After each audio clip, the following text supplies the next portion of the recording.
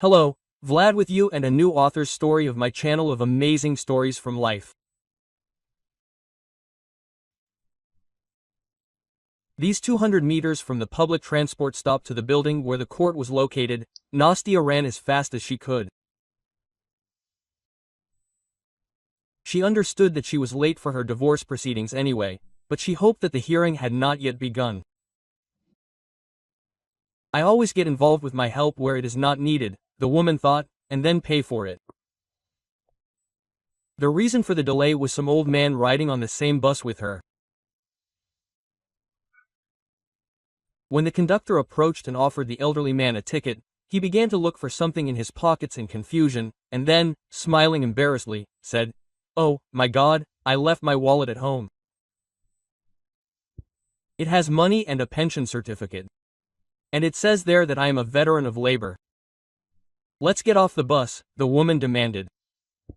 "Get off right now. We don't give free rides. Because of people like you, our salaries are tiny." As often happens in such cases, the other passengers were silent.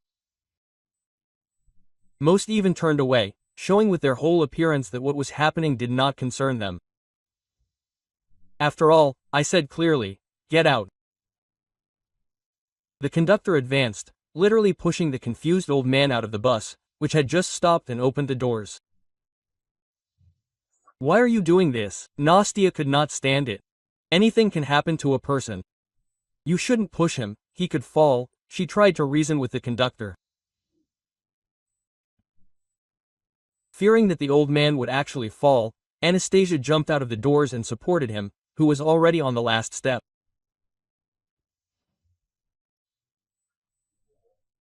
While she was helping the old man to take a stable position, the doors closed, and the bus moved on along the route, leaving two passengers who had not reached their destination at the stop.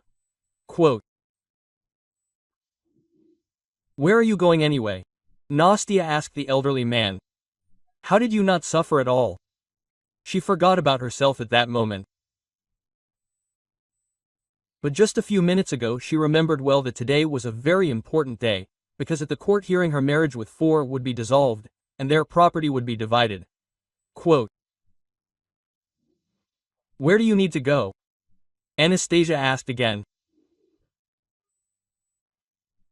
Smiling sheepishly, the old man answered the purpose of his trip and began to explain that he had forgotten everything at home, including even the change that he kept in his pocket and which, after counting, he left on the table for some reason. Quote, "Well, and you are going in a completely different direction." Anastasia was surprised. "It looks like you got on the wrong bus." "A mistake. You need Route 7, but you got on Route 9. "How is that possible?" "Really?" Grandpa was surprised.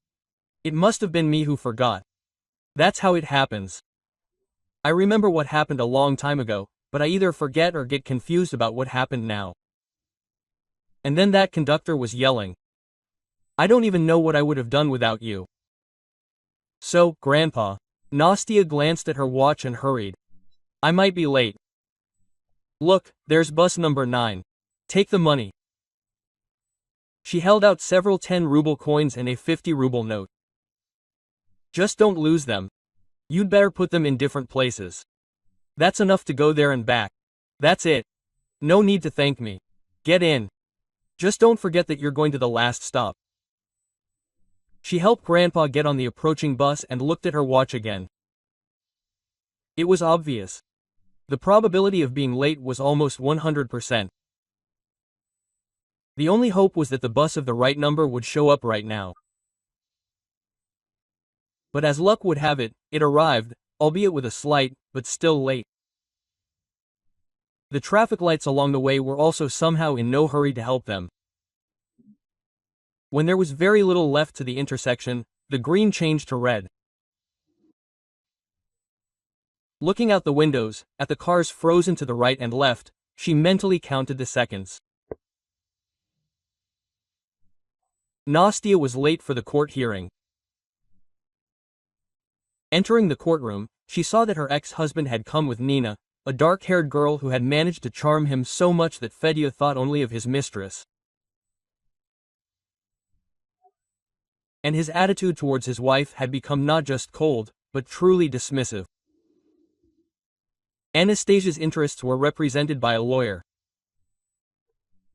An old friend, Anton, with whom she had studied at school many years ago, advised her to hire this young man. According to him, Alexei took a little money for his services. He now needed to achieve popularity. He took on cases in which there was the slightest clue, and won at her expense. And if it was impossible to win, he made sure that his client lost with minimal losses. The judge familiarized himself with the documents provided and asked them several questions. Listening to her husband's words and the documents read out, Nastya understood. The man with whom she had lived for so many years and who had once sworn his love to her, and, in fact, managed to pull everything off so that when dividing the property, he would leave her with nothing.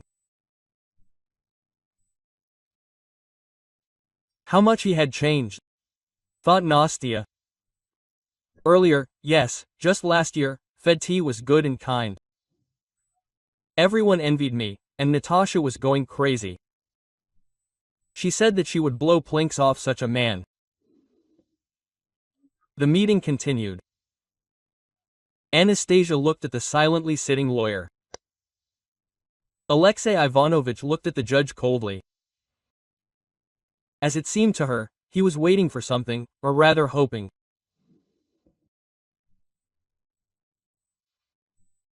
Following what was happening in the courtroom, Nastya began to understand that the judge was inclined to rule in favor of her husband, which meant that she would have neither an apartment nor money, and everything would have to start over. Her gaze stopped on her mistress. The girl sat with an independent look. She looked first at Fedor, then at the judge, then at the lawyer. In the latter case, the detachment from what was happening on her face disappeared, and that mysterious smile appeared, with which experienced girls attract male attention. It seems she has her eye on the lawyer, a thought flashed through Nastya's mind. What? A solid catch. Oh, Fedenka, you'll get what you deserve with this lady.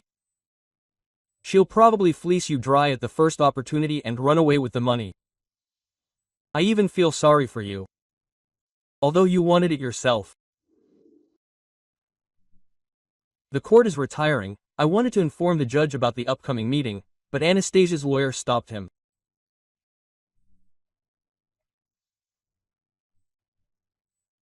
Just a second, please, he turned to the man in the Monty. Just a few minutes before the start of the hearing, I informed you about the need to question the witness Nina Mikhailovna Samoylova, but for some reason she still hasn't been invited into the courtroom. Oh, yes, the judge was a little embarrassed. The documents here are a little out of order. Invite the witness, he turned to the bailiff. Lord, thought Nastya, why is my mother-in-law here? Asking herself this question, she saw that Fedya was also genuinely surprised. Together with his mistress, they watched as Nina Mikhailovna entered the courtroom and stopped at the indicated place. She answered the questions of the lawyer and the judge without thinking about what she said. At her request, the lawyer handed over some documents to the judge through the bailiff. What happened to her? Her mother-in-law Nastya listened in surprise. It turns out that she went against her son. I wonder where she got these documents and how she managed to save all this. It turns out that Fedor's plans can collapse. I will get, although not half, but the amount will be decent.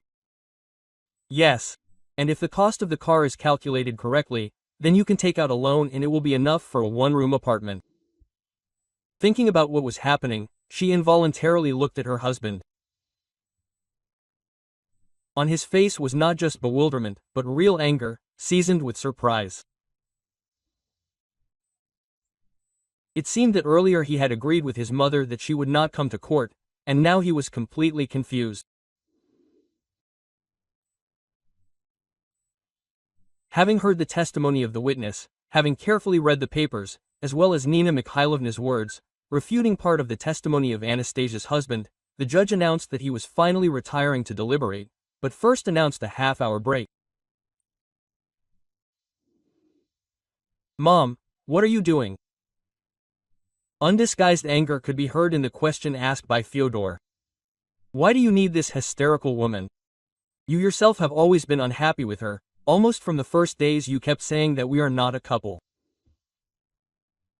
He wanted to say something else, but Nina Mikhailovna suddenly closed her eyes and began to sag in her chair. Nastya rushed to the woman losing consciousness, but the lawyer got there first, holding Nina Mikhailovna from falling.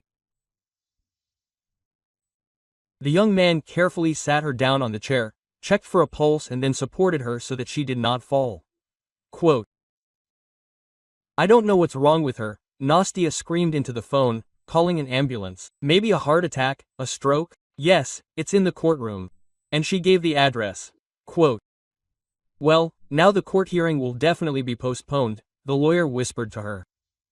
"They'll tell you about it now, but don't be upset. Everything will be fine. No, there's no need for an additional fee. I just consider it my duty to help you and put this man in his place," he pointed with his gaze towards Fyodor. "True, it won't be possible to provide the best option, but we'll recoup half the cost of the car." The team that arrived at the scene performed all the necessary manipulations. Nina Mikhailovna, already lying on a stretcher, came to and tried to get up. "Lie down, you can't get up." The paramedic carefully pressed her with his hand. "Your head will spin. You may lose consciousness again. We're going to the hospital now, and they'll help you there. Do you have any documents with you?" "Passport," Nina Mikhailovna answered in a weak voice. "Oh, I didn't even know this would happen." "Good. The relatives will bring the policy later. Don't worry," the paramedic told her. "Everything will be fine." "And I can go with her, walking next to the stretcher?" asked Nastya. "This is my relative." "Yes, relatives can accompany a patient to the hospital," the paramedic confirmed. "Your mother?" "No, mother-in-law." Before leaving the hall, Nastya turned around. Fedya was still standing next to his mistress. It was clear from his appearance. He did not understand anything of what had happened. "What happened to him?" Anastasia was surprised. His mother quickly takes him away, and he froze like a statue, as if it did not concern him. In those seconds while Nastya was looking at the hall, she managed to notice that her mistress was hastily saying something to Pyotr, but it seemed that her words did not reach the man. Probably, the plans to divide the property completely in his favor, which threatened to collapse, turned out to be what put him into a state of stupor. Moreover, this failure knocked him out of his element so much that he was not at all concerned about his mother's condition. Or maybe he had fallen under the influence of his mistress so much that he was incapable of doing anything without her consent. This was the assumption Nastya had made while she was walking to the ambulance. Yeah, he could turn into a henpecked husband. Looking back and looking at the couple again, Nastya thought. Finding herself in the emergency room, she noticed that her mother-in-law was feeling a little better. While the nurse was filling out the paperwork, Nina Mikhailovna handed her the key to the apartment and told her where the insurance certificate was. The nurse asked her to bring it as soon as possible, preferably that same day. Soon the mother-in-law was taken away for an examination. Nastya decided to wait. The nurse said that now they would only talk about a preliminary diagnosis, because tests were still needed, and they would be done in the morning. You will be invited, she said. The doctor always meets with relatives in such cases. It may turn out that there will be no medications, but this rarely happens. Much depends on the disease. I must disappoint you, These are the words a general practitioner, a middle-aged man, greeted Anastasia. Judging by the symptoms, it is oncology. We cannot yet determine when it began. Probably, the disease did not cause concern. Or maybe it just developed slowly for some reason, but now everything has changed. If she had come to us at least a month or two earlier, so now I cannot talk about a positive outcome. Something can only become clear after tests. Can you remember when she began to complain of deterioration? I do not remember this, Nastya answered after thinking for a bit. She did not even go to the doctors. She was always so cheerful. She did not even show physical fatigue. If necessary, she worked hard at the dacha from morning until dark. Yes. This also happens, the doctor agreed. People of the old school are able to ignore illness for a long time. And there are many cases when they come to the hospital only after it is already too late. It was necessary to change trains to get to the house where the mother-in-law lived. Nastya was lucky. She didn't have to wait long for a minibus, and then a bus. Quote, having reached the right place and heading along the passage between the houses to the 9-story building, she remembered Fyodor. Well, he finally answered. He greeted Nastya's husband, who was soon to receive the status of an ex.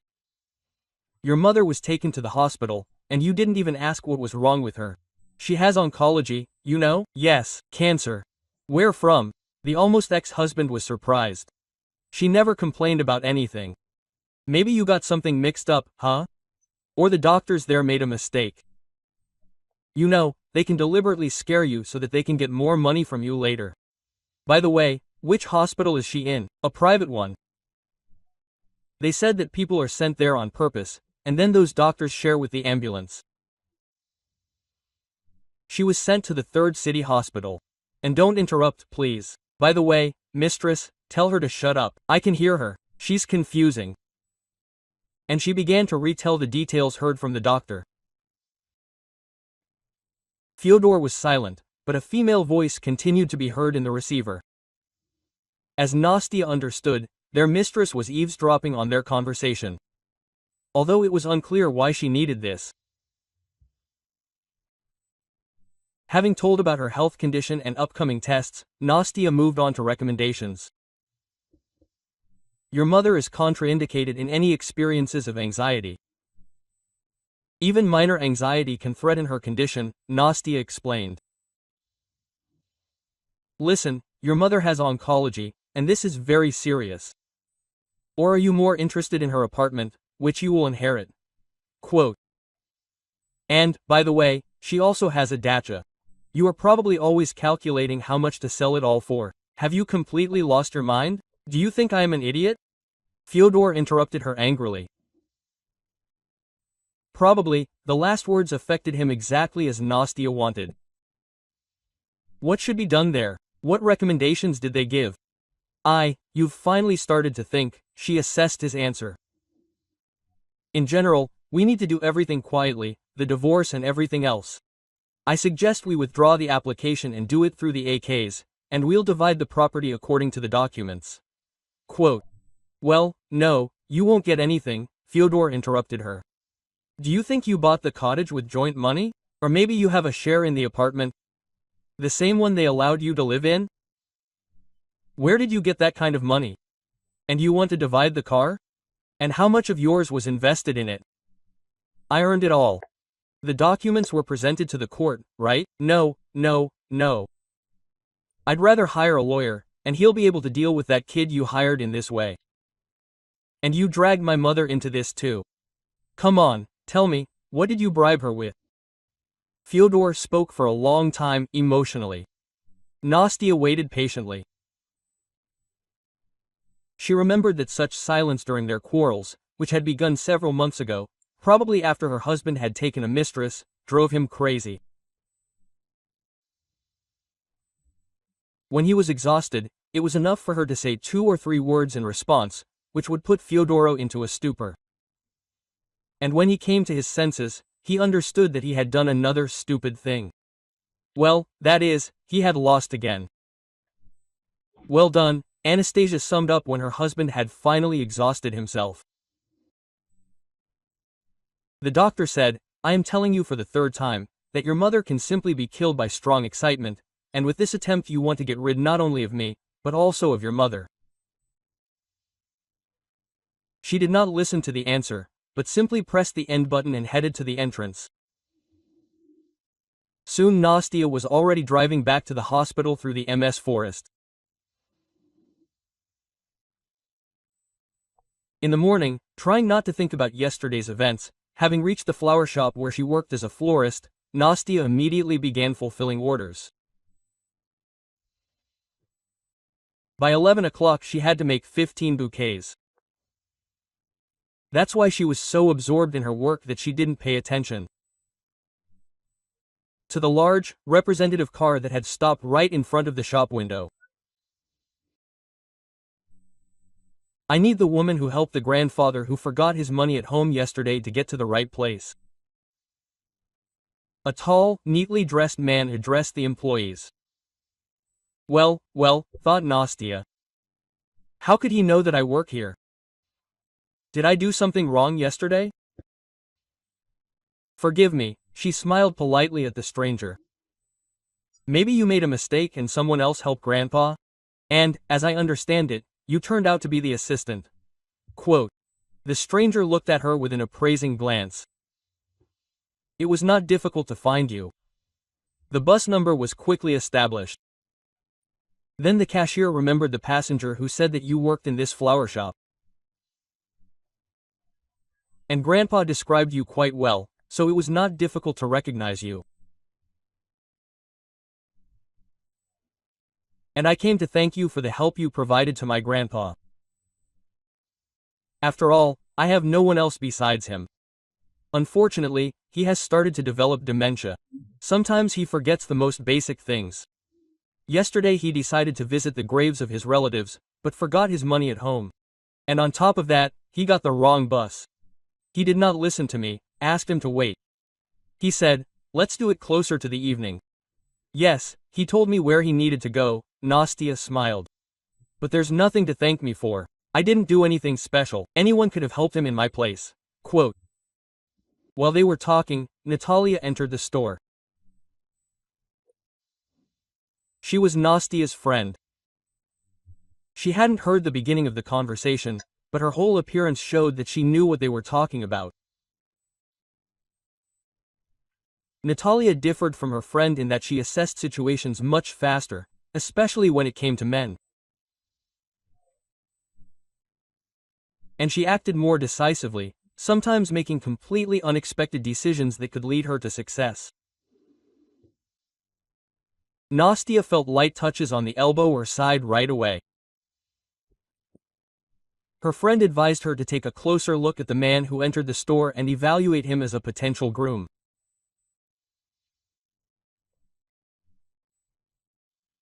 With a response, Nastya made it clear that she was not up to romance novels now, although she involuntarily looked more closely at the man and noticed that there was no wedding ring on his ring finger. Oh, excuse me, the unexpected guest suddenly changed the subject, talking about his grandfather. I didn't introduce myself. My name is Alexander Vasilievich. I run a small business. And for you, just Alexander. I won't tell you about my occupation. It's boring and long. Nice to meet you. I'm Nastya. This is my colleague and friend Natasha. Great. So we've met, Alexander continued. You said that anyone could have helped my grandfather, but for some reason no one did it except you. And I'm sure that my words of gratitude are not enough. So I invite you to dinner at a restaurant. For some reason, such an invitation made her feel a little uncomfortable and she wanted to quickly end this conversation. The best way out, as she decided, was probably to accept the invitation. So Nastya did just that. And in the afternoon, her attending physician called her and said that the test results were ready and he needed to talk to his relatives. "I'll be waiting for you in the afternoon of the evening," the doctor said. Assessing the situation, Nastya understood that it would be bad for her to ignore the businessman's invitation. However, she couldn't not go to the hospital either, since her mother-in-law was all alone there, and her son, as was obvious, had still not inquired about her health. She had to think of something. "Natasha," she turned to her friend, as if she had found a way out of the difficulty. "Listen, my mother-in-law was hospitalized in serious condition. The doctor is inviting her in the evening. He is going to tell her something. Maybe you could go to a restaurant with this businessman, apologize for me, and say that I only just now found out that I need to see my ex-mother-in-law. It really is very serious there." After work, having a quick bite to eat at a cafe located near the flower shop, Nastya went to the hospital. As for Natasha, she carefully dressed herself up for the appointed time, took a taxi, and arrived at the restaurant. At the entrance she met Alexandra. Fulfilling her friend's request, the girl tried to look at the young man in such a way that he would forget about everything in the world. As always in such cases, Natasha gave her voice a tinge of charming embarrassment. Well, and a special potion, which served as an aphrodisiac, complemented all her charms. Natasha's plan was 100% successful. Intoxicated by her beauty, elegance, shyness, charm and a special potion, as well as alcohol, Alexander found himself in the same bed with her. True, in the morning he could not remember how it happened, since he managed to overdo it at the restaurant table. The only thing that remained in his memory was calling a taxi and scraps of a trip around the night city. But Natasha immediately said that she had not spent such a sweet night for a very long time. She said such affectionate words, and the businessman almost cursed himself for this trip to the restaurant. After all, Alexander had a fiancée Marina, which he truly valued. And when he invited Nastya to the restaurant, he didn't even imagine that the result would be like this. "Oh, how can I look you in the eyes now?" the businessman thought with longing and a bit of fear. Having gone through all the possible options, the young man came to the conclusion that having cheated on his bride, he simply wouldn't be able to stay with her. But he didn't see a way out of the situation. Arriving at work in the morning, Natasha proudly boasted about going to the restaurant and the supposedly wild night. Quote, "It turned out badly somehow," Nastya assessed the incident with concern. "You remember that yesterday he casually mentioned some girl? And it turns out that you seduced him. And how will he date her now? In vain you did that." "Oh, Nastenka, remember that," her friend giggled proudly. "In life, the strongest win, and this, well, let her be a bride. She's not worth a dime if she couldn't keep such a man. And in general, I'm sure you would have done the same in my place. After all, your Fedya betrayed you, so this Sashenka would have been the best option. Besides, it seems to me that you liked him." The days passed. Anastasia regularly visited her mother-in-law. She was allowed to look after her, because, as the attending physician said, the patient needs positive emotions, and communication with her daughter-in-law provided them. During one of these visits, approaching the door of the ward, Nastya heard a familiar voice. For the first time during her mother's hospitalization, Fyodor came to see her. But judging by the question he asked, he was not particularly interested in Nina Mikhailovna's health. And this question also confirmed that he had just entered the ward.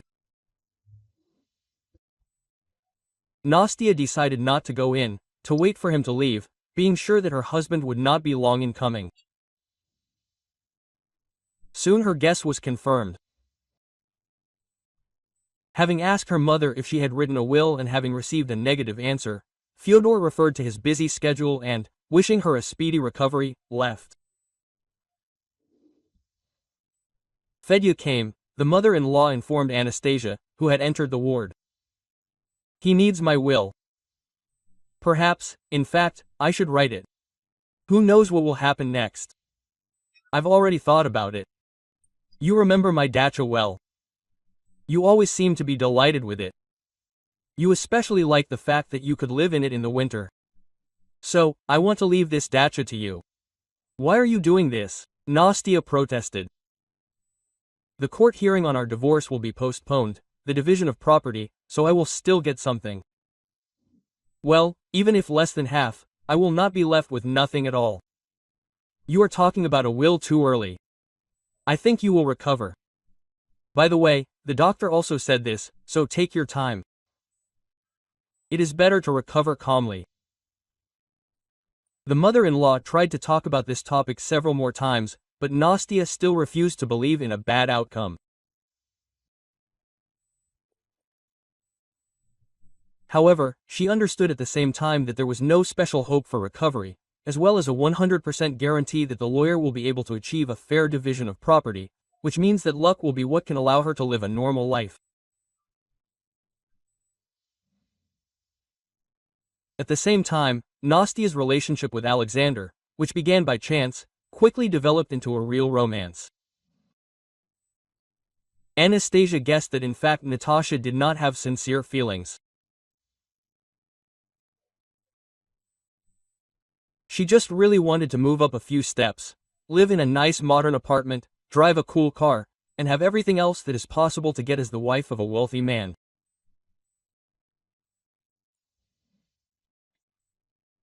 As for Alexander, he was truly intoxicated. If he remembered his ex-fiancée, he did not feel any particular regret about breaking up with her. However, he guessed that Natalia was trying to drag him down the aisle, but he did not have the strength to resist it. Alexander tried to be restrained in relation to Marina. He did not want to bring pain to his ex-fiancée, so he tried to let everything slide. That is, to achieve that Marina herself cooled towards him. And for this it was necessary that she as late as possible learned about his new relationship. However, the bride learned about his betrayal and immediately ended all relations with him. But this was not the end of it. Marina's father, being one of the most influential businessmen in the region, having learned about what happened, considered his family insulted. The man was sure that marrying Alexander was a good deal for his daughter. After all, the young man's business was constantly going uphill, which meant that there was a high probability that in the near future he could be included in the list of successful businessmen.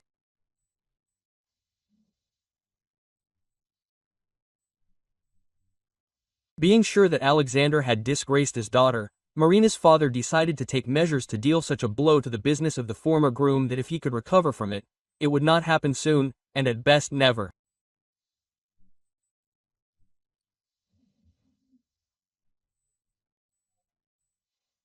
Alexander learned about the plans of the influential businessman from his good friends and began to take countermeasures to reduce possible losses, although he understood that much could not be done.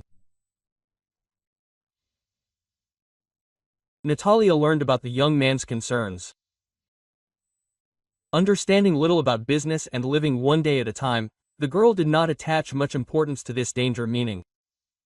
The most important thing for her was the here and now. And what would happen next, she was not particularly interested in. Danae did not understand anything about it. Natasha just constantly convinced Sasha that she loved him madly, and was ready to live with him all her life, no matter what hardships happened. A little time passed, and Nina Mikhailovna, while in the hospital, told Nastya that she had made a will. The daughter-in-law was to inherit both the dacha and something else. Anastasia thanked her mother-in-law and assured her that she would keep this cozy house in its original form, but still, having inherited it, she would feel guilty. In vain you think about a will. You have a long life. It seems to me that you need to think only about recovery, believe in yourself. By the way, some doctor told me that 90% of success depends on confidence. And if you have confidence, then even medicine works better. They had barely finished their conversation when Fyodor. His first words were about the will. Nina Mikhailovna did not hide it, she told him everything. And what she heard outraged her son so much that he made a scandal, accusing her of preferring her own child to some swindler who was trying to take away his beloved one at the expense of a pettifogging lawyer. Then the attending physician entered the room. He heard a loud voice as he walked down the corridor. "Leave the room immediately," the doctor demanded, turning to Fyodor. "Our patient is already ill, and you are making a scandal." "I did not understand.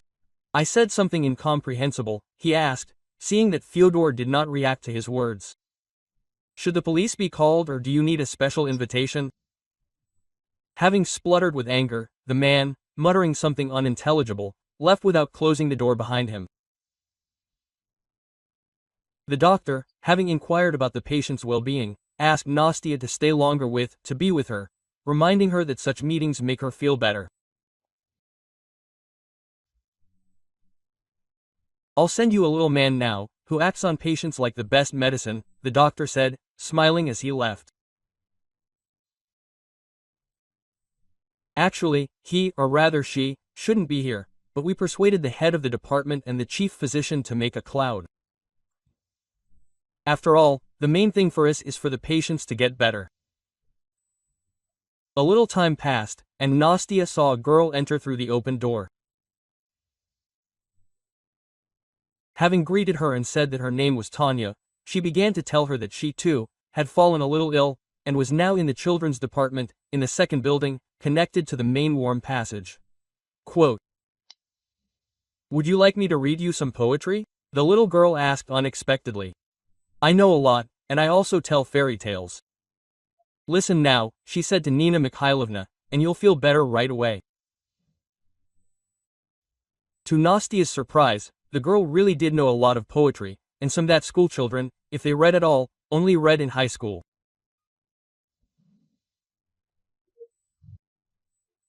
The women listened with bated breath as Tanya, without stumbling once, read them Tatiana's dream, and then began telling them Yershov's fairy tale The Little Humpbacked Horse. At some point, Nastia looked from the girl to her mother-in-law, and it was noticeable that Nina Mikhailovna had changed. Something lit up in her eyes that had not been there for several years. "She's a Dadomostka," the nurse on duty told Anastasia about the strange girl. "Almost a week in the hospital. She comes to our patients, tells them something, and people just feel better. Maybe she has some kind of gift?" In the 7th ward, after her visits, a man began to recover sharply. The doctor said that he could be discharged in 3 days. It is unclear why this is happening. Doctors believe that kindness plays a role here, and the girl is truly affectionate. And her memory is simply excellent. She is probably at the bottom of her grades. Yes, it is unclear, thought Anastasia, going down the stairs from the 2nd floor. Although, Nina Mikhailovna really did seem to feel better. Meanwhile, the father of the abandoned bride began to implement his plan. Alexander's business literally fell apart at the seams. He had never encountered such problems. And no matter what he tried to do, there were no results. Natasha finally found out about what was happening. Guessing that a bright future might not be a reality, she decided to gradually, but without unnecessary delay, bring her relationship with Sasha to naught. However, she did not dare to put a final point. But you never know what might happen. Maybe these are temporary difficulties, and then everything will be fine. It is not known whether Marina, who decided to take revenge on the homewrecker, tried to do it, or the measures were taken by her father. But in the evening, Natalia, who was returning from work, was surrounded by unfamiliar young men. Having spoken politely to her, they heard that in fact the girl was not acting on her own initiative, but at the request of Nastia, who advised her to go with the businessman and ruin his relationship with his fiancée. It seems that Natalia spoke so convincingly that the people sent to sort things out believed her. And literally the next day, the problems began for the innocent Anastasia. The showdown with the new defendant ended quickly. At this time, grandfather Alexander's condition improved, remission began, dementia retreated, and he remembered how Nastia had once helped him out. His grandson told him about his place of work, and in the first half of the day he entered the flower shop. Nastia and Nikita Sergeyevich, who introduced himself to her, were talking on the street. She herself suggested this option. Who was afraid that Natasha would hear something that she should not know, and then could use this information for her own purposes. Nikita Sergeyevich turned out to be an observant person and immediately noticed that something was wrong with his savior.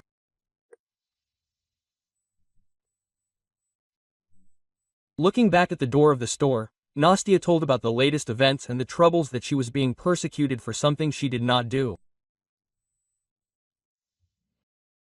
Everything will be fine, her grandfather reassured her. I will try to help. Well, how? Nastia was sincerely surprised.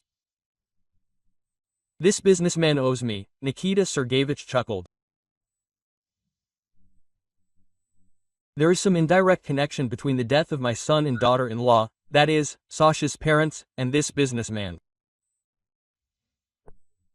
He is not directly guilty, but he could have prevented what happened. So I will talk to him. And what about you then? Nastia was scared. Oh, don't worry about me.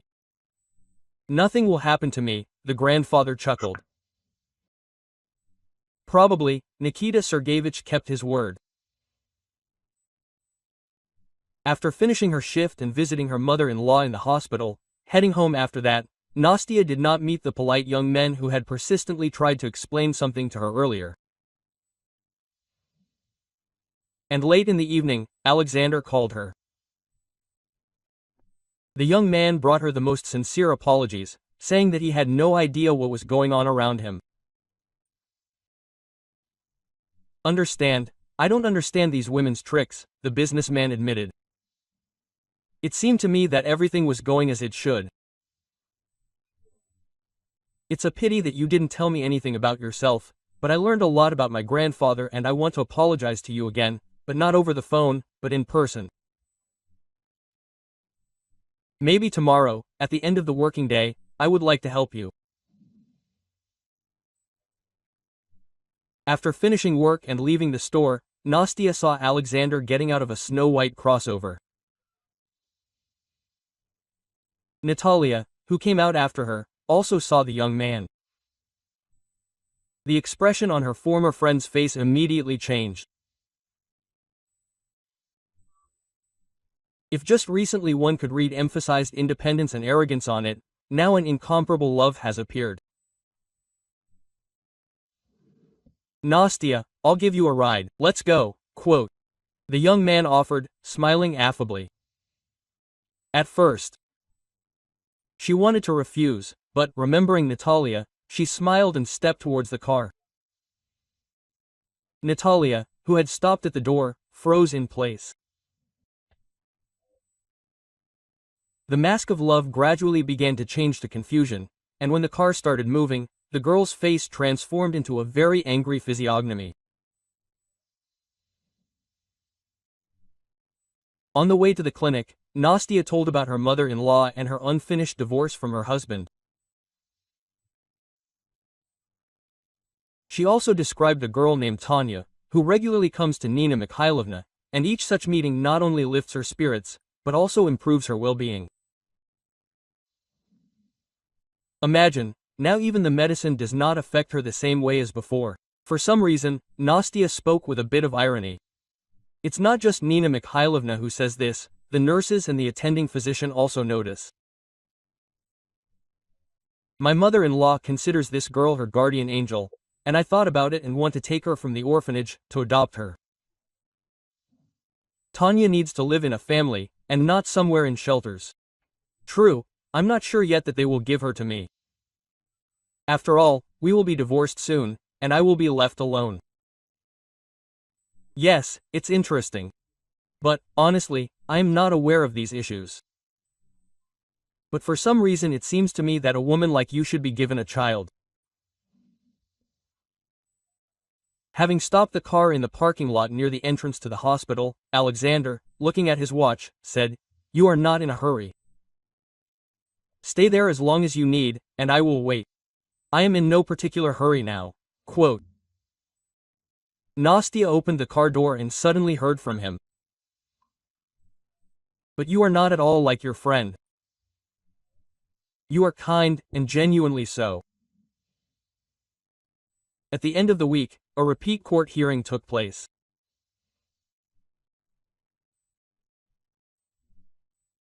And although Nastya's lawyer provided a number of documents confirming her expenses during their cohabitation, Fyodor presented the court with some cash receipts and papers, according to which both the apartment and the cottage were purchased with funds received by the man even before the marriage was registered.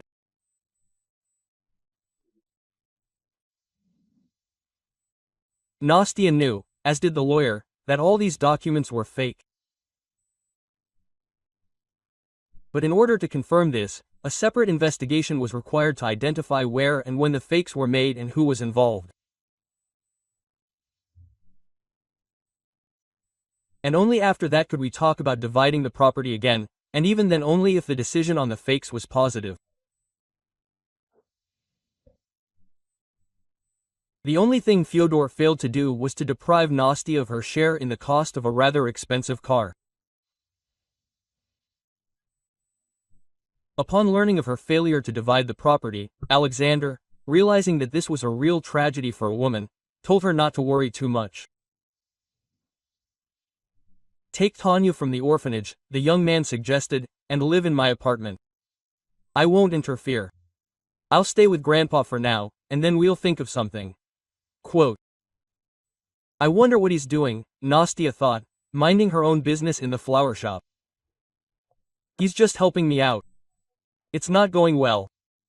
He's inconvenienced because of me. I also promised to help pick up Tanya.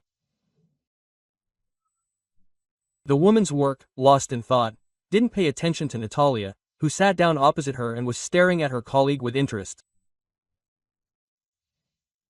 This went on for more than half an hour. Finally, her ex-girlfriend couldn't take it anymore. Quote, "I don't understand what Sashka saw in you." She tried to pick on Nastya in a sarcastic tone. "You don't even know how to use makeup properly. And your gait is like a milkmaid's. Or what?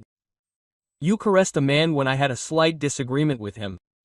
You interfered in our relationship. And we were getting ready for the wedding. He loved me madly. And he still loves me. Oh, are you here?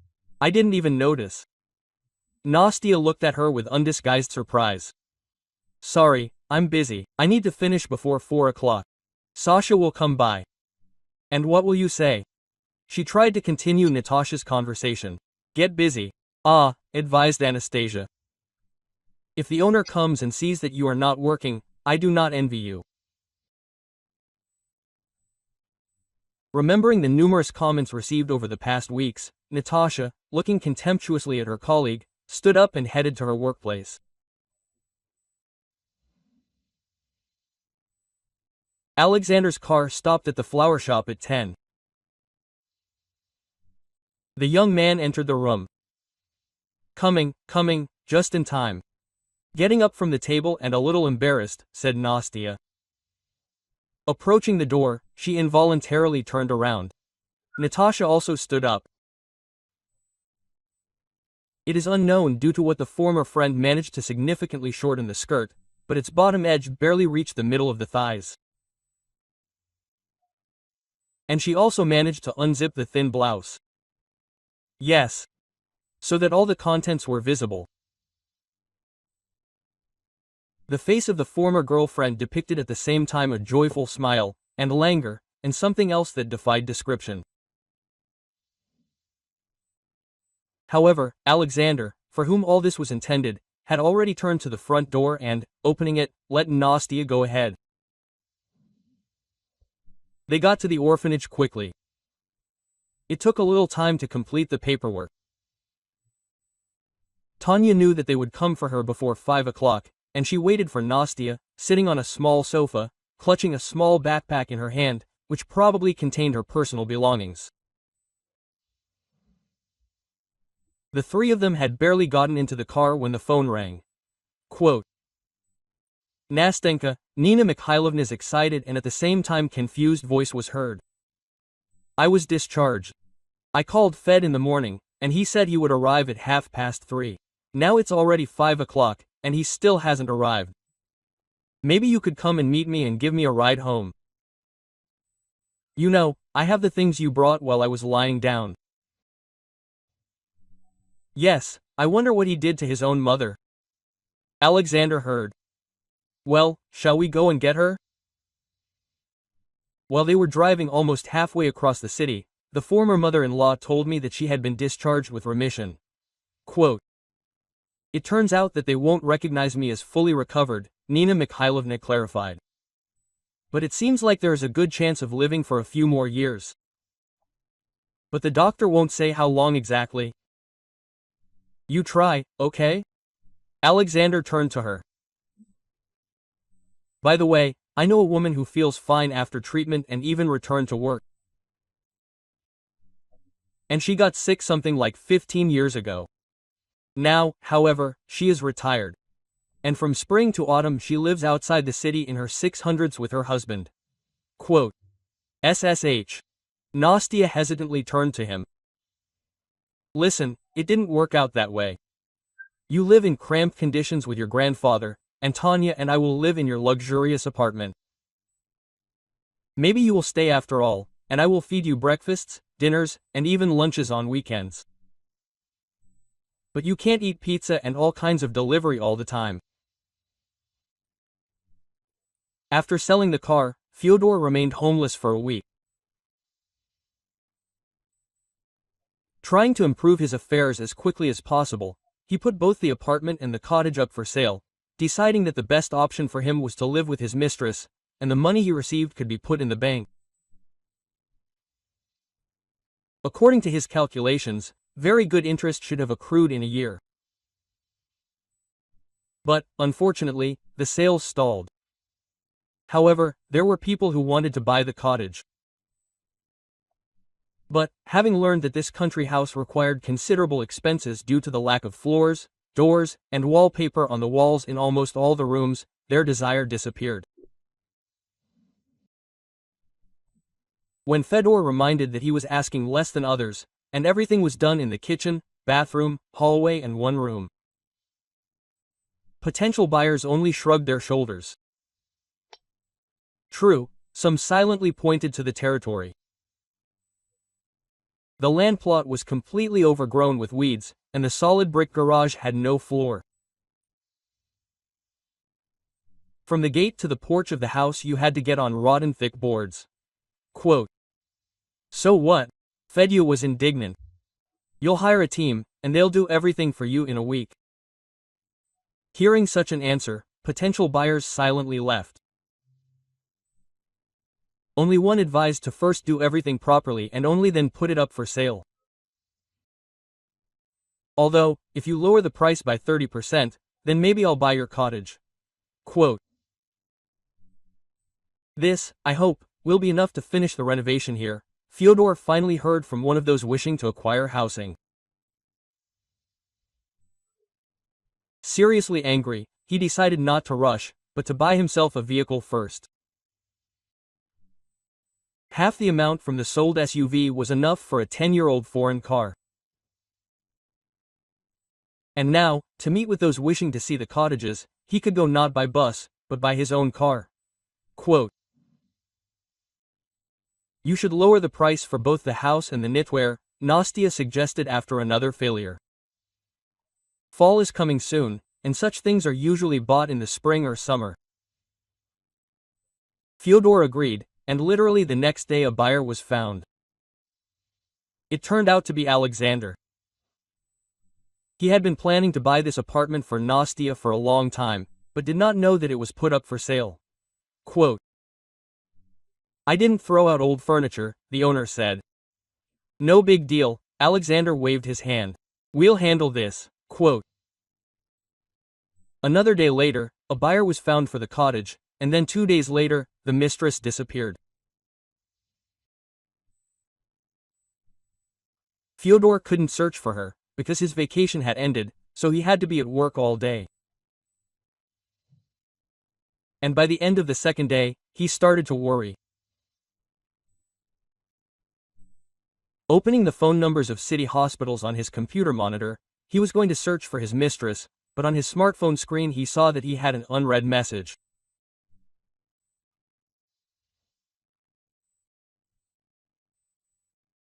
As it turned out, the banking application informed him that all the money received from the sale of the property, as well as the balance there, had been transferred to an unknown phone number, probably to a bank card linked to it. In the evening, another surprise awaited Fyodor.